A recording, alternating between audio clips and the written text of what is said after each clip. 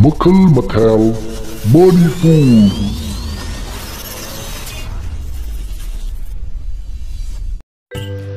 Mayamgi nungynabagidam leijariba Makhal Mathel Manipur channel na mayam boikoknona khoiramjari. Ngasi amuk mayamgi mafamda Manipuri horror story ama amuk puduna laksari. Horror story asigi mami Anouba yum.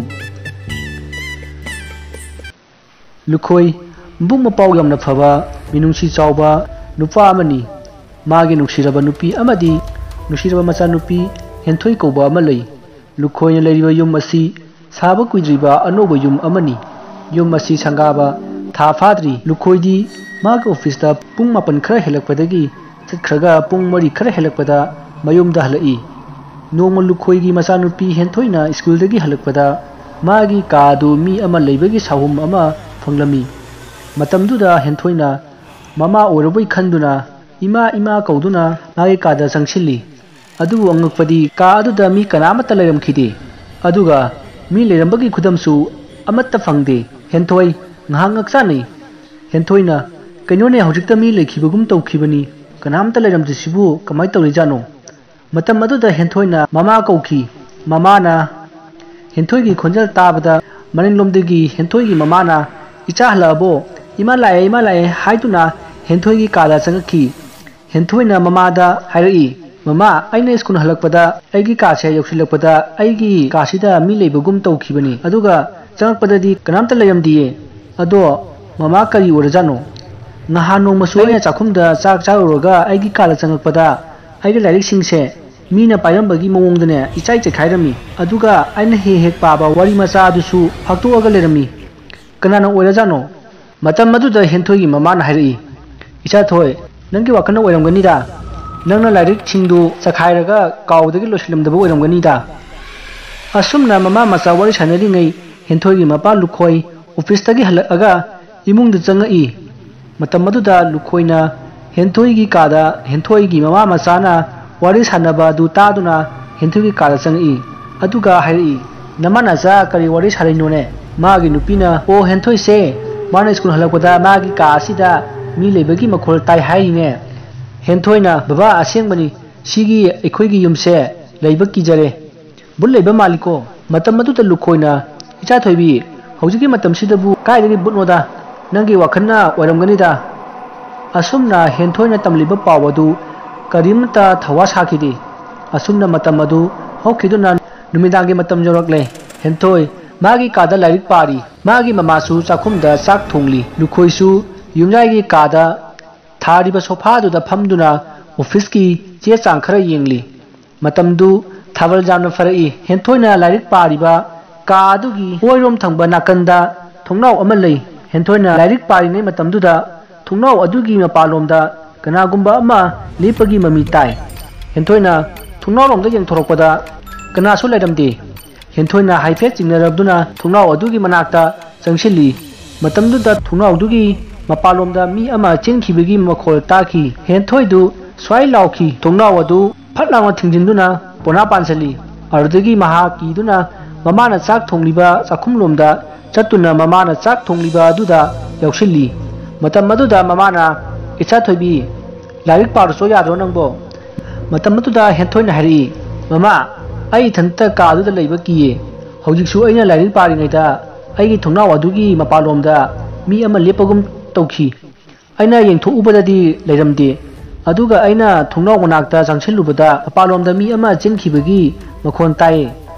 aradagi aisu swai lauduna thungnau adu donsilamlaga imagi nakta laisini matam matu mama hairi kaisu oram loida nangna handak horror movie khara yengbaduda mitta chori pari panguda uba oramgani farese mama sak rosilage asumna henthoi tamliba pawadu magi mama amadi mapana thajaramde aradagi makhoi chaba thapa loiduna henthoi magi kada lakhi matamduda henthoi ngasai lonsilamba thungnau adu hangdukna leiramki direct singa dusu saikhaiduna leiramki madudagi henthoi mama bu korakhi matamduda mama amadi mapa lukhoi henthoi gi kada chensilakhi matamduda henthoi gi mapa lukhoina kedore isa thoibi haina hangi matamduda henthoi mapa da hairi baba ai yumse leiba kire ngasai aina thongnau asi lonsilambani adubu hauji aina changakpada thongnau se hagutuna leirami aduga direction asisu isai chakhairami matam aduda henthoi gi mapa lukhoina hairai icha thoibi aina saidagi mayai kadal lei kashu tawdena icha thoibi nangna ne pakhanda khanden ba oirini horror movie yengbodo khara lepune natradi nang sotana ne ngawkhrani matam aduda henthoi na hairai baba asembane aina harise ngasai aina lonsilamba thongnau du hauji hangdoklami sibu horror movie ga kari mai leinage henthoi gi mapana farese icha thoibi nang yamna kiragadi mamaga tuminaroko asomna numito haukre lukhoisu office chatkre henthoisu mage school chatkre yumda henthoi gi mama khata lehore linthoi gi mama du mahok sagum chakhum da chak thongli matamduda sumangda mi amana henthoi haiduna kaurakhi matamaduda henthoi gi mama do ho karano haiduna khumki aduga mapanda thoklakhi adubu kanamta laramdi adagi henthoi gi mama do kana orajano haiduna akoibadu koyengi kana suchatkhiba amadi leiba udi asumna khanjanari nei chakhum lomda kariguma kompa posak ama awangbadagi thadarakpagum makhol ahuba ama taki henthoi gi mama do chakhum lomda prap chensalli adubu chakhum aduda karimta toramde konsu amata taramde henthoi gi mama do puningda jingnaba akiba khara poglai asumna jingna wakhan kaya khana chak thongli numitu thangge numit oibanina henthoi nganta halai henthoi gi mama du sumangda phi suduna leirami henthoi gi mama na henthoi lakpa ubada haima icha thoibi halayadana law icha waram lani haiduna imungda changaktuna henthoi mafi maron hongdokpa loiduna chakhumda chakchari henthoi gi mama na henthoi da hairai icha thoibi nangna nungdang karino hi ui haidubu asengbra henthoi du chakcharamba du chaplepaga hairai mane ima noina thajadabagi wani aikhoi yumse bulleba malibo aidi henthoi gi mamana tahoidi ne nangbo adumai hainune farase noi baba su halani maga tanaraga maiba ama yengalasi asumna henthoi amadi magi mamaga wari sanari sumangdomda henthoi gi mapa lukhoi gari thawjilakpa du henthoi gi mamana tarami aludagi sumangdomda thorai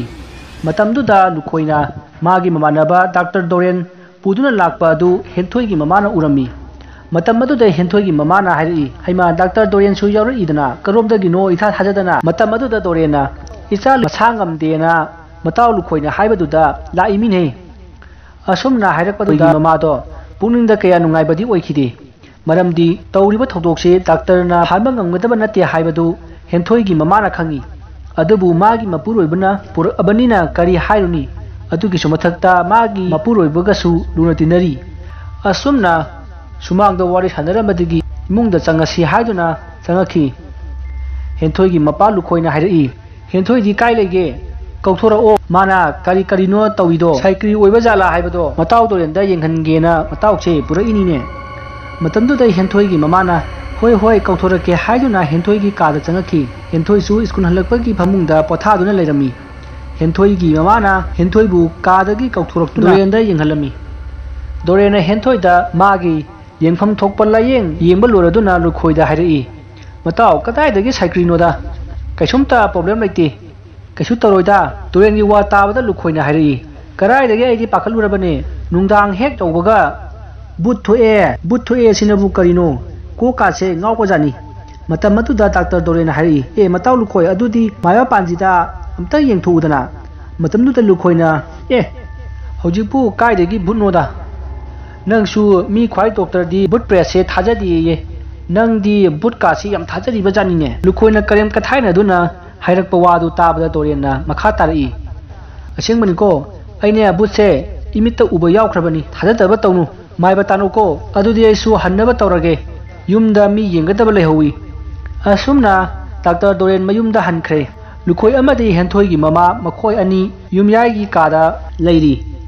henthoi su masa inung nungaiti haiduna magi kada changkhre somda henthoi gi mama na lukhoi da rai tamo ngasai aina chakhumda chak thonglingaida sumangda mi makawre ada aina thokpadadi kanam lairamdre adagi chakhumda koli khara thadagibagi makhon tai adu soina changbada kaimda tawramdi ꯌꯨꯝꯁꯦ ꯏꯆꯥ ꯊꯣꯏꯅ ꯍꯥꯏꯁꯨ ꯍꯥꯏꯕꯅꯤ ꯀꯔꯤꯅꯣꯃ ꯇꯧꯏꯀꯣ ꯍꯦꯟꯊꯣꯏꯒꯤ ꯊꯣꯡꯅꯥꯎꯗ ꯃꯤ ꯑꯃ ꯂꯦꯞꯄꯤ ꯍꯥꯏꯔꯗꯨꯅ ꯀꯔꯤ ꯑꯣꯏꯔꯖꯥꯠꯅꯣ ꯑꯩꯗꯤ ꯌꯥꯝ ꯍꯩꯅꯔꯛꯇ꯭ꯔꯦ ꯂꯨꯈꯣꯏꯅ ꯍꯦꯔꯥ ꯃꯃꯥ ꯅꯪꯁꯨ ꯑꯃꯨꯛ ꯌꯥꯎꯁꯜꯂꯛꯂꯕ꯭ꯔꯥ ꯅꯣꯏꯅ ꯌꯥꯝ ꯀꯤꯔꯗꯤ ꯍꯣꯔꯦꯟꯗꯣ ꯑꯩ ꯍꯦꯟꯊꯣꯏꯒꯤ ꯀꯥꯗ ꯃꯤ ꯑꯃ ꯂꯦꯞꯄꯤ ꯍꯥꯏꯗꯣ ꯑꯩ ꯂꯨꯝꯃꯒ ꯌꯦꯡꯒꯦ ꯑꯁꯨꯝꯅ ꯍꯥꯏꯅꯗꯨꯅ ꯂꯨꯈꯣꯏ ꯅꯨꯃꯤꯠ ꯇꯥꯕ ꯉꯥꯏꯗꯨꯅ ꯂꯩꯈ꯭ꯔꯦ ꯑꯁꯨꯝꯅ ꯑꯁꯨꯝ ꯍꯧꯈꯤꯕꯅ ꯅꯨꯃꯤꯠ ꯇꯥꯔꯦ ꯍꯦꯟꯊꯣꯏ ꯃꯥꯒꯤ ꯀꯥꯗ ꯂꯥꯏꯔꯤꯛ ꯄꯥꯔꯤ ꯍꯦꯟꯊꯣꯏꯒꯤ ꯃꯃꯥꯁꯨ ꯃꯍꯧꯁꯥꯒꯨꯝ ꯆꯥꯛꯈꯨꯝꯗ ꯆꯥꯛ ꯊꯣꯡꯂꯤ ꯂꯨꯈꯣꯏꯅ ꯁꯣꯝꯗ ꯃꯥꯒꯤ ꯁꯪꯒꯣꯏꯒꯤ ꯃꯅꯤꯡꯂꯣꯝꯗ ꯇꯨꯃꯤꯟꯅ ꯂꯨꯝꯗꯨꯅ ꯍꯦꯟꯊꯣꯏꯒꯤ ꯊꯣꯡꯅꯥꯎ ꯃꯄꯥꯗ ꯀꯅꯥ ꯀꯅꯥ ꯂꯦꯞꯄꯤ ꯍꯥꯏꯗꯨꯅ ꯇꯨꯃꯤꯟꯅ ꯌꯦꯡꯂꯤ ꯃꯇꯝ ꯑꯗꯨꯗ ꯍꯦꯟꯊꯣꯏꯒꯤ ꯊꯣꯡꯅꯥꯎ ꯃꯄꯥꯗ ꯃꯤꯒꯤ ꯃꯑꯣꯡ ꯃꯥꯟꯕ ꯑꯃ ꯂꯦꯞꯄꯗꯨ ꯊꯥꯕꯜꯒꯤ ꯃꯉꯥꯜꯗꯨꯗ ꯎꯔꯝꯃꯤ ꯂꯨꯈꯣꯏꯅ ꯀꯔꯤꯅꯣ ꯑꯁꯤꯗꯤ ꯈꯪꯂꯤꯗꯅ ꯅꯪ ꯍꯥꯏꯗꯨꯅ ꯇꯞꯅ ꯇꯞꯅ ꯆꯪꯁꯤꯜꯂꯤ ꯃꯥꯅ ꯄꯥꯏꯔꯛꯄ ꯊꯥꯡꯖꯧ ꯑꯗꯨ ꯈꯨꯠꯄꯥꯏ ꯆꯦꯠꯅ ꯄꯥꯏꯔꯤ ꯑꯁꯨꯝ ꯆꯪꯁꯤꯜꯂꯨꯕꯗ ꯊꯣꯡꯅꯥꯎ ꯑꯗꯨꯗ ꯂꯩꯔꯝꯕ ꯑꯃꯨꯕ ꯑꯗꯣ ꯆꯠꯈ꯭ꯔꯦ ꯑꯗꯨꯗꯒꯤ ꯂꯨꯈꯣꯏꯅ ꯃꯇꯨꯡ ꯑꯁꯨꯝ ꯏꯟꯅꯈꯤ ꯍꯥꯏꯔꯤꯕ ꯑꯃꯨꯕ ꯑꯃꯒꯤ ꯃꯑꯣꯡ ꯃꯥꯟꯕ ꯑꯗꯨꯗꯤ ꯂꯨꯈꯣꯏ ꯍꯣꯏꯒꯤ ꯌꯦꯅꯈꯥꯗ ꯍꯧꯔꯤꯕ ꯋꯥꯔꯛ ꯑꯗꯣꯝꯗ ꯑꯁꯨꯝ ꯆꯪꯁꯤꯟꯈꯤ ꯂꯨꯈꯣꯏꯁꯨ ꯑꯁꯨꯝ ꯏꯟꯅꯔꯤ ꯑꯗꯨꯗꯒꯤ ꯃꯨꯁꯤꯟ ꯃꯨꯕ ꯄꯣꯠꯁꯛ ꯑꯗꯨ ꯋꯥꯔꯛꯂꯣꯝꯗ ꯆꯪꯈꯤꯕꯗꯒꯤ ꯃꯐꯝ ꯈꯪꯗꯅ ꯃꯥꯡꯈ꯭ꯔꯦ ꯑꯗꯨꯗꯒꯤ ꯂꯨꯈꯣꯏ ꯎꯔꯨ ꯂꯩꯗꯨꯅ ꯀꯣꯌꯦꯡ ꯌꯦꯡꯂꯤ ꯇꯟꯖꯥ ꯑꯗꯨꯗ ꯋꯥꯔꯛꯂꯣꯝꯗꯒꯤ ꯃꯤꯅ ꯀꯞꯄꯒꯤ ꯈꯣꯟꯖꯦꯜ ꯑꯃ ꯇꯥꯔꯛꯈꯤ ꯂꯨꯈꯣꯏꯗꯨ ꯄꯨꯛꯅꯤꯡꯗ ꯁ꯭ꯋꯥꯏ ꯂꯥꯎꯕꯗꯤ ꯐꯥꯎꯔꯛꯑꯕꯅꯤ ꯑꯗꯨꯗꯒꯤ ꯃꯥꯅ ꯃꯁꯤꯗꯤ ꯃꯑꯣꯡ ꯑꯃꯅꯤ ꯈꯟꯗꯨꯅ ꯂꯩꯔꯤꯉꯩ ꯇꯨꯡꯂꯣꯝꯗꯒꯤ ꯂꯨꯈꯣꯏꯒꯤ ꯁꯥꯌꯦꯡꯗ ꯃꯤꯒꯤ ꯈꯨꯠ ꯑꯃꯅ ꯇꯥꯞ ꯂꯥꯎꯅ ꯄꯥꯏꯔꯛꯈꯤ ꯃꯇꯝ ꯑꯗꯨꯗ ꯂꯨꯈꯣꯏ ꯑꯣꯏꯃ ꯍꯥꯏꯗꯨꯅ ꯈꯪꯉꯤ ꯃꯇꯝꯗꯨꯗ ꯍꯦꯟꯊꯣꯏꯒꯤ ꯃꯃꯥꯅ ꯇꯥꯃꯣ ꯀꯩꯗꯧꯔꯒꯦ ꯑꯩꯅꯦ ꯂꯨꯈꯣꯏꯒꯤ ꯇꯨꯡꯗ ꯄꯥꯏꯔꯛꯏꯕ ꯃꯤꯗꯨ ꯂꯨꯈꯣꯏꯒꯤ ꯅꯨꯄꯤ ꯑꯣꯏꯔꯝꯕꯗꯨꯗ ꯂꯨꯈꯣꯏꯅ ꯍꯥꯏꯔꯛꯏ ꯀꯩꯁꯨ ꯇꯧꯗꯦꯗ ꯂꯥꯛꯑꯣ ꯆꯪꯉꯁꯤ ꯍꯥꯏꯗꯨꯅ ꯃꯈꯣꯏ ꯏꯃꯨꯡꯗ ꯆꯪꯅꯔꯛꯑꯦ ꯑꯁꯨꯝꯅ ꯃꯇꯝꯗꯣ ꯍꯧꯈ꯭ꯔꯦ ꯑꯍꯤꯡ ꯅꯣꯡꯌꯥꯏ ꯌꯧꯔꯛꯑꯦ ꯂꯨꯈꯣꯏꯅ ꯅꯨꯡꯉꯥꯏꯅ ꯇꯨꯝꯗꯨꯅ ꯂꯩꯔꯤꯉꯩ ꯍꯦꯟꯊꯣꯏꯒꯤ ꯀꯥꯗ ꯃꯤ ꯑꯃ ꯀꯟꯅ ꯂꯥꯎꯔꯛꯈꯤ ꯃꯇꯝꯗꯨꯗ ꯂꯨꯈꯣꯏ ꯈꯪꯄ꯭ꯔꯦꯛ ꯈꯪꯅ ꯍꯧꯒꯠꯂꯛꯈꯤ ꯑꯗꯨꯗꯒꯤ ꯍꯦꯟꯊꯣꯏꯒꯤ ꯀꯥꯗ ꯆꯦꯟꯁꯤꯜꯂꯤ ꯃꯇꯝꯗꯨꯗ ꯃꯩꯁꯨ ꯃꯨꯠꯊꯣꯛꯈ꯭ꯔꯦ ꯂꯨꯈꯣꯏ ꯁ꯭ꯋꯥꯏ ꯂꯥꯎꯈꯤ ꯃꯥꯅ ꯃꯥꯒꯤ ꯐꯣꯟ ꯑꯗꯨ ꯐ꯭ꯂꯥꯁ ꯀꯥꯞꯇꯨꯅ ꯍꯦꯟꯊꯣꯏꯒꯤ ꯀꯥꯗ ꯆꯦꯟꯁꯤꯟꯈꯤ